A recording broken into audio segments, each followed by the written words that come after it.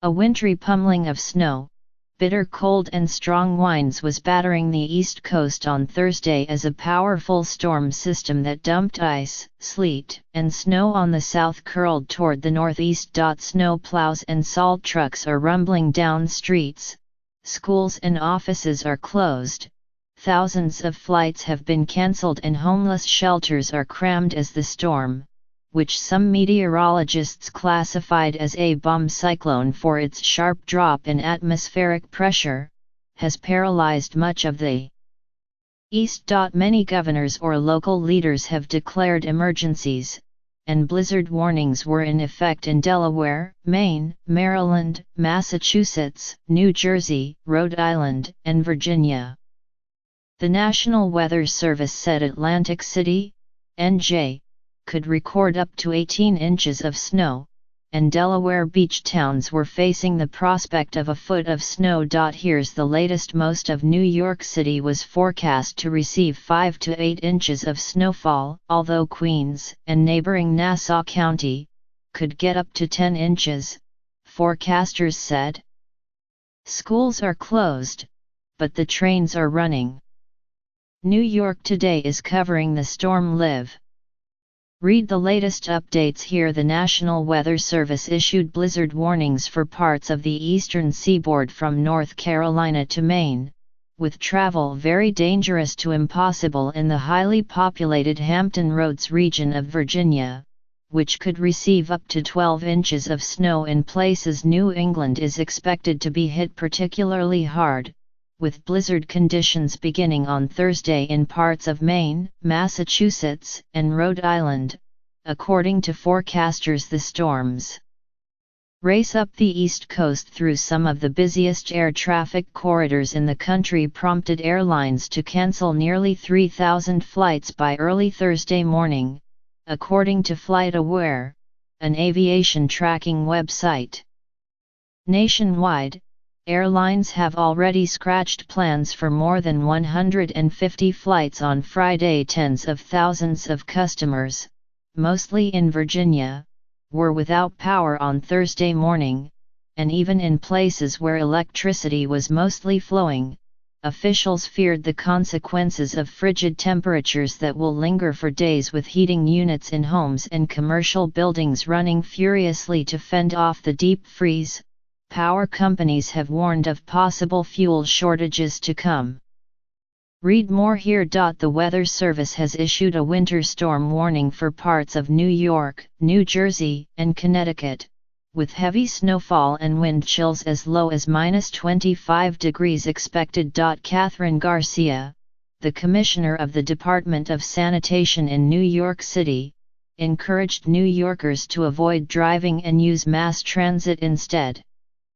The New York City Department of Education announced on Wednesday evening that all public schools would be closed Thursday. Chilly gusts of up to 50 miles per hour are likely to whip eastern Long Island and southeastern Connecticut starting late Thursday morning, with the potential for downed tree limbs and scattered power failures, the National Weather Service said. Thursday's storm is expected to drop 10 to 14 inches of snow or more on Boston and potentially create blizzard conditions along the New England coast. The storm will follow a long period of deep cold that has already taxed transit systems, fuel supplies, and homeless shelters in the region. With thousands of flights cancelled, American Airlines, Delta Airlines, JetBlue, Southwest, and United were among the major carriers that said passengers could change certain travel plans without penalties. In the Washington area, the federal government delayed opening offices on Thursday morning as blowing snow swirled in the capital. The Office of Personnel Management, essentially the federal government's Human Resources Department, said that non-emergency workers could report 2 hours late, work remotely, or take an unscheduled leave. The National Weather Service predicted a Thursday high of 28 degrees for Washington, with winds gusting to 40 mph. Temperatures are not expected to reach the 40s maybe until Monday. When discussing the storm, some weather forecasters have referred to a bomb cyclone. Calling it a bomb sounds dire, but such storms are not exceedingly rare. There was one in New England recently. What makes a storm a bomb is how fast the atmospheric pressure falls. Falling atmospheric pressure is a characteristic of all storms. By definition, the barometric pressure must drop by at least 24 millibars in 24 hours for a storm to be called a bomb cyclone. Here is how it works. Deep drops in barometric pressure occur when a region of warm air meets one of cold air. The air starts to move, and the rotation of the Earth creates a cyclonic effect. The direction is counterclockwise in the northern hemisphere, when viewed from above, leading to winds that come out of the northeast and nor'easter.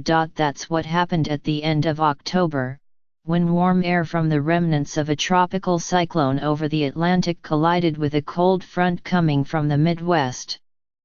Among other effects then, more than 80,000 customers in Maine lost power as high winds toppled trees. A similar effect was occurring Wednesday, as warm air over the ocean met extremely cold polar air that had descended over the east. Pressure was expected to fall quickly from Florida northward. The Times' Henry Fountain takes a look. Read more here. The new round of shivering prolonged what has already been a difficult period in emergency rooms across a broad swath of the United States. In the Atlanta area, where temperatures were hovering around freezing on Wednesday but were expected to plunge into the teens after nightfall, doctors said they had been seeing an unusual number of patients with weather-related emergencies. This is the most challenging winter, in terms of exposure, that I've ever seen, said Dr. Brooks Moore, the assistant medical director of the emergency department at Grady Memorial Hospital, Atlanta's public hospital. Drive.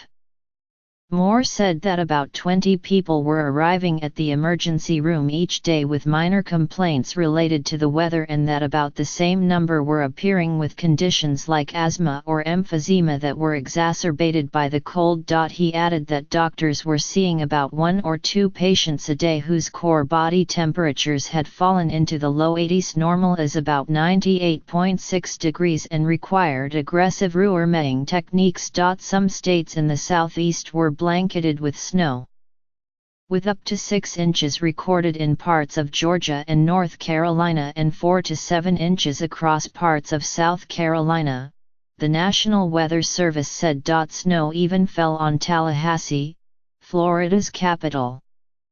More than 50 miles of Interstate 10 were closed in the Tallahassee area, as well as parts of Highway 90. Mark Wool, a Weather Service meteorologist, said that flurries seemed to come along every few years there. But the snow accumulation Wednesday, about 1/10 to 2/10 of an inch, had not been seen since 1989.